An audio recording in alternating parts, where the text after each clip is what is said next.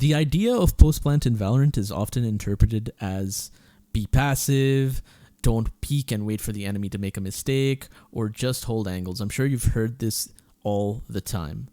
But a lot of the time, this is actually the wrong mentality to have, especially if you're down numbers.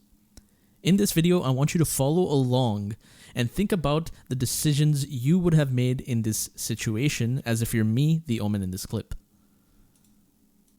Alright, before we go ahead and start the clip, I'm going to fill you in on some of the information that we do have here. We know that actually both players are actually on A, one's on triple and one's behind this truck. So what do we go ahead and do? Just like in our last video about the importance of rotating, we go ahead and we take the TP and we rotate, right? Since we see two people on A.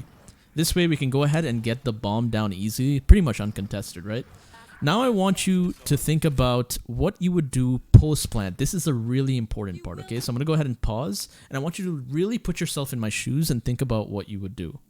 If your answer is, okay, well, the bomb is planted for garden. I used to call this octagon, but it's a hexagon, so I've been enlightened, so there's no reason to call it that anymore. Anyway, so as you're following along and thinking about the decisions you would have made in this scenario, if you think that your best case scenario is to go ahead and plant it for garden and play passive in long or garden in a 1v3 scenario, so that being here, that's going to be a very hard challenge. The reason why it's going to be very challenging is because you have to think about the many variables post-plant. Every single post-plant will be different. The number one rule of post-plant is you have to think about everyone that's still alive and the utility that they have. So if I go sit in garden right now, they have an Omen, right? They can just potentially smoke me off. If I'm playing passive in garden, sure, my team can ping the bomb for me, even if I'm smoked off.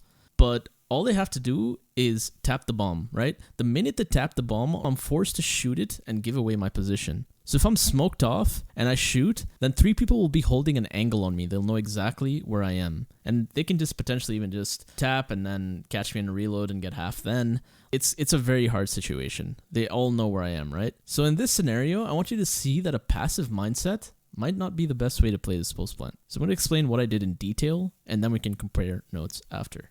By the way, it's important to note that the Sage rezzing Phoenix wasn't random. He has ult, so this just adds on to my point about me losing if I play passive in garden, since they will just clear it with the Phoenix ult. So as I'm planting, the information that I have is basically I saw the res right outside teleporter, and when my Jett died, I also saw Sage and Omen in the same part of the minimap of where the res was, right? So I know they're all around the teleporter. Immediately I know that I can at least suspect that one of them is going to go ahead and take the teleporter, right? So we're going to go ahead and smoke CT and try to catch them off guard.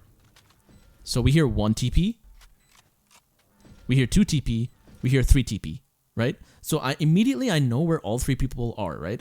Well, in general, on where they are on the map, right? They're like right outside the teleporter, around hookah. So we're going to go ahead and catch one off guard here. So after I get this kill, I don't try and get a second one. I fall back and I change my position. This is really important, right? Because we want to go ahead and keep them guessing. So as you see, they try to pre-fire me through the wall since they still think I'm there, right? But they can also hear me running when they stop. And I want you to think about where the bomb is planted for, right? Since they hear me running, all they hear is sand, right? I mean, they're just hearing sand. They don't know where exactly I'm running to. So the bomb is planted for the garden here, right? Omen should smoke it, but he doesn't. But so that's what that means to me basically is I'm just going to go ahead and run away to elbow, right? I have my ult to reposition, right? If, you know, they are like starting to like, you know, threaten bomb or whatever, they could get half, you know, since the animation does take that long. But regardless, I'm going to go ahead and fall back. I have my ult to reposition. I have the blind again if they do tap bomb. I'm going to go ahead and reposition and then wait for the drop. I'm going to try and wait for the sound of them dropping. And this is not random. I choose to peek when I hear the drop. And he's clearing garden. Again, it's not random that he's clearing garden. You might be thinking, what is this Omen doing? It's not that he's doing anything wrong, right? I mean, he should have smoked it, but he's just clearing it because it's planted for there, right? So he's going to guess on, you know, here, right? Since that's what it's planted for. So we go ahead and we get a nice kill there, right? So now the Phoenix is ulting. That's what you just heard. And, you know, there's a lot of things that we could have done. Like, we were thinking about going ahead and ulting on his body, right? But it was kind of too late. We missed our window there. So instead, we're just going to kind of play for the flash here, right? So when he taps bomb, why Omen is like his flash is so good is because again it takes like a large part of the map, and it's so good for bomb taps, right? Since if they tap bomb, it's most likely gonna hit him. We're pretty close to the bomb, but anyway, that's what we plan. But it's really important to think about what the enemy will do as well.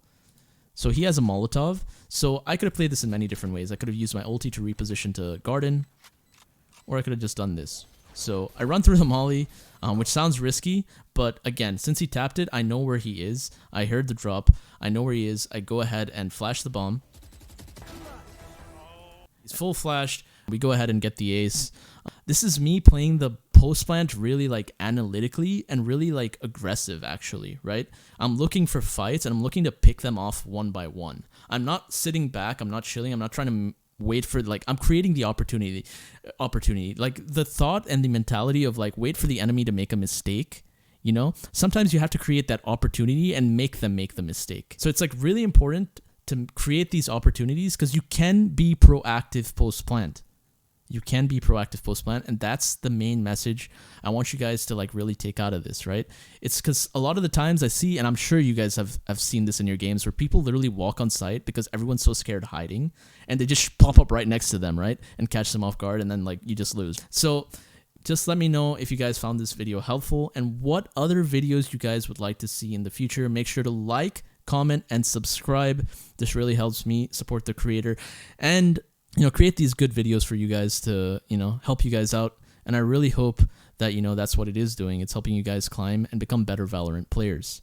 If you made it to the end of this video, guys, make sure to type Chester is number 1. That's my dog's name, little puppy. And, for every comment, he gets a dog treat. All right.